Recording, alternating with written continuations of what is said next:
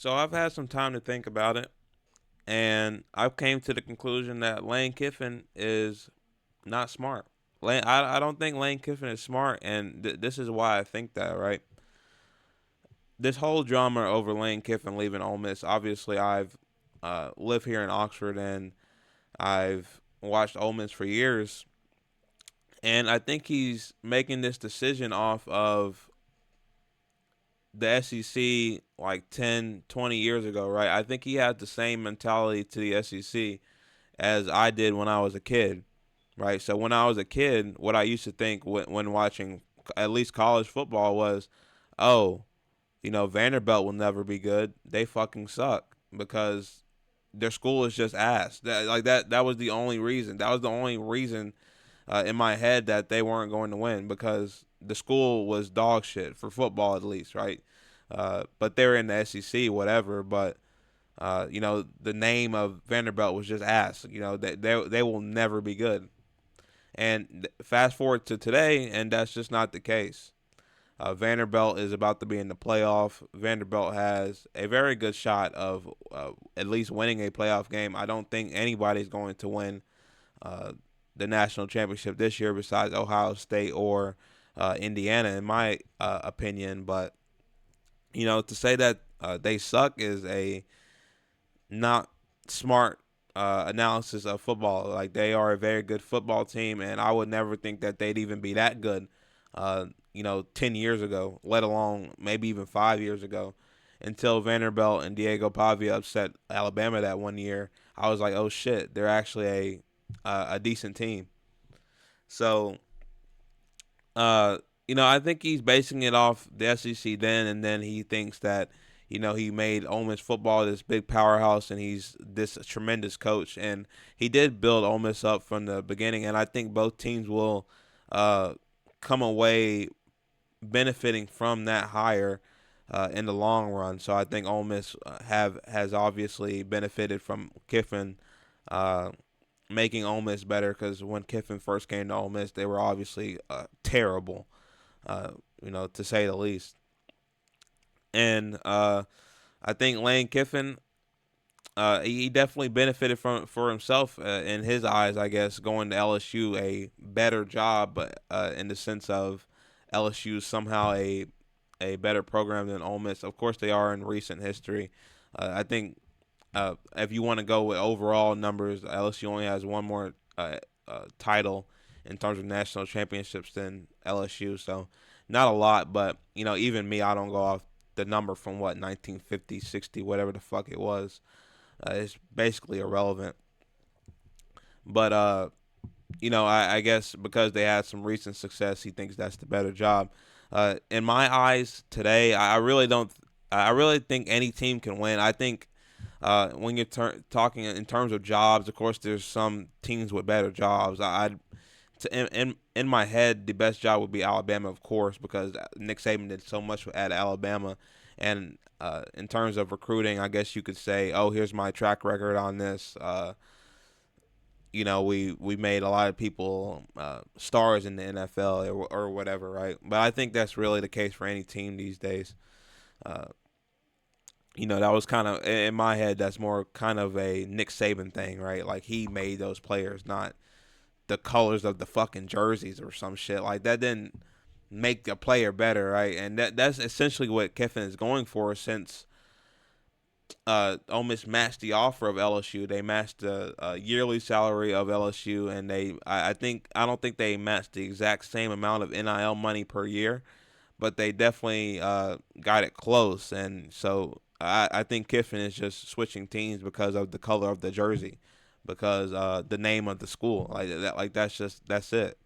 And I think that's a dumb decision because he's done great things at Ole Miss. They're 11-1 this year.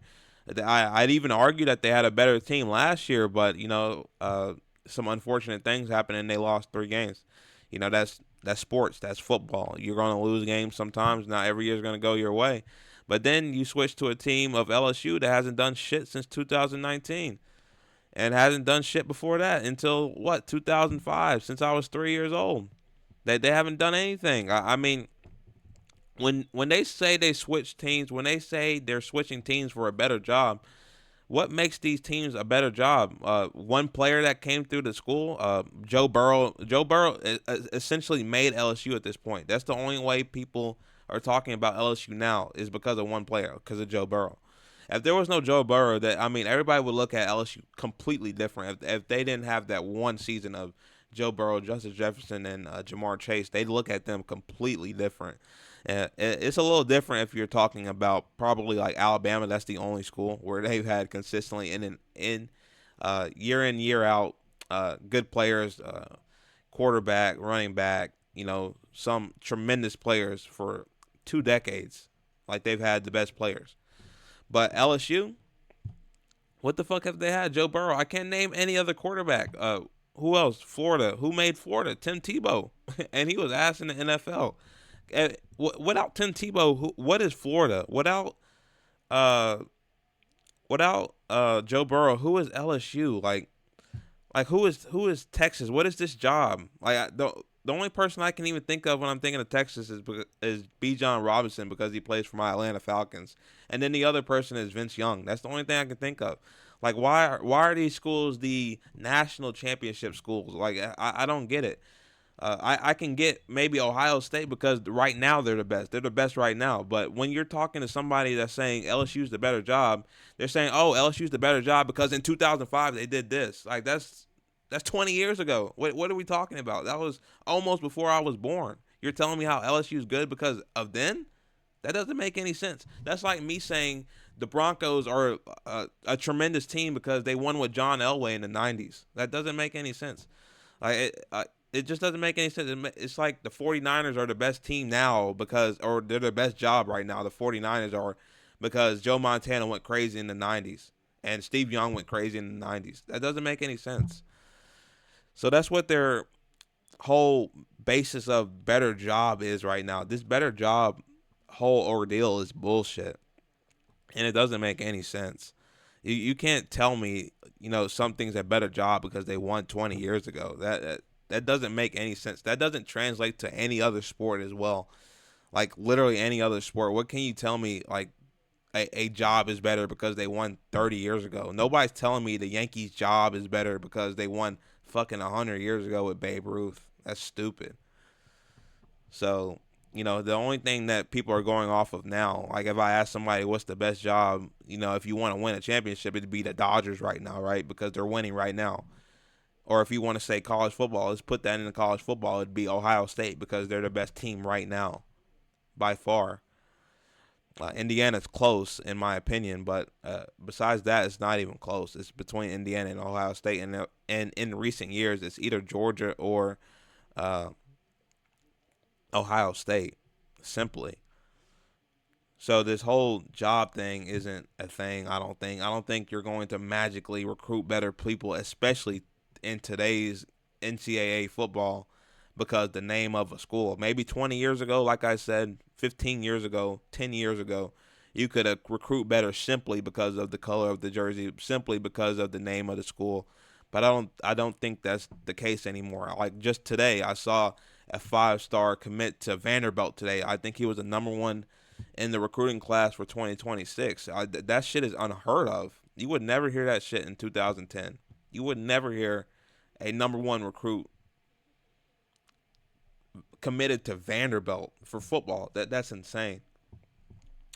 And I also don't think because a school has more money, that doesn't mean your team is automatically better. It does give a leg up to other schools, but it doesn't matter that much. I also wanted to go into that if I can here. Uh, I looked it up just to see. I mean, look here. Georgia's 5. Okay, that makes sense. Georgia's a very good football team. Florida, they're ass. They're absolutely terrible. They're number 4 in terms of NIL money. This is football, and Florida hasn't done shit since Tim Tebow. Literally, I can't name any other players that's been on Florida. The only thing I can even think of is when they went to the SEC title game with Cal Trask and Cal Pitts, and that's because again I'm a Falcons fan and I watched Cal Pitts' tape. Other than that, I really couldn't tell you anything about Florida football, but they're number 4 on the NIL money list. Okay, let's look. Texas, they sucked this year. They've been good in the past, but uh, this whole money thing doesn't translate into winning. I'm just going to prove that here. Texas A&M is very good, but they were ass, last year and then the year before that, and I'm sure they've had NIL money for a long time. But today they stepped the game up. And then number one is Oregon Ducks. They've obviously not well, at least recently they haven't had any crazy success in terms of like uh, a title game, or not a title game, but the national title game is what I'm meaning, not the conference game. Of course, they've had success there. Uh, so yeah, the NIL. I wouldn't switch up a team for NIL money. You didn't see Indiana in the top five. You didn't see Texas Tech in the top five. All those teams that are up there and looking to win this year, a lot of them aren't even in the top five. They're just there off good coaching. And once you have a good thing, especially in the SEC, and this goes historically as well. If it's not broke, do not fucking fix it. Okay, you don't see Kirby Smart uh, jumping at a LSU offer now, right? Because he made it work at Georgia, right? That's what he did.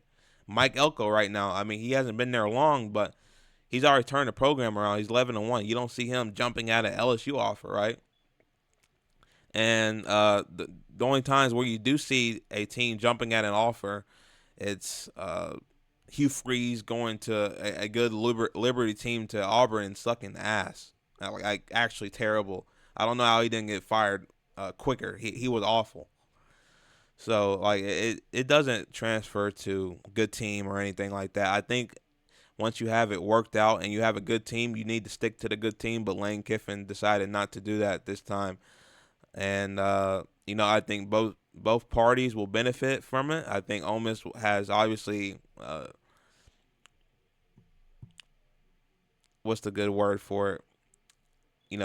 Bettered their program, I guess, to keep it in layman's terms. They've got the program better, and then in Lane Kiffin's eyes, he's gotten better because he got an LSU job. That's how his brain works, and that's how his brain has worked for a very long time. The new shiny object is what he wants to chase, and that's what he got. And he's been on social media posting the Ole Miss game next year to spot the ball, and that's exactly what'll happen. That's what he likes to chase, and at the end of the day, it's his choice. And if from an Ole Miss fan, I wouldn't want anybody that didn't support the team to coach the team, right? Even though winning is the number one option, the second is definitely having a person that wants to be on the team, who wants to coach the team. So I'm glad Ole Miss got something like that in Pete Golding. We'll see what happens after that. And yeah, it'll be interesting. So that's all I had on this one. That's my piece here. Uh, Again, if you guys like to comment, subscribe to my channel, it helps me out tremendously, and I'll see you in the next one.